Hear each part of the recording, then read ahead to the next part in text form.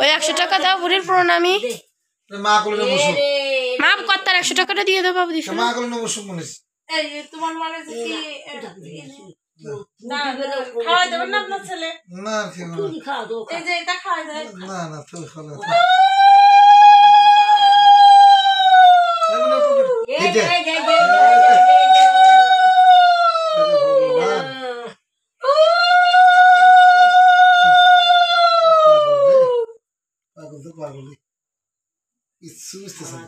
যখন বড় হবে না তখন এক থালে দিলি দেখে না খাবো খাবো করে ধরবে না। আমার দিবি না তোরই দিবি না, কলি দিব না দিত না। আমার একটু তুলিস তো। হ্যাঁ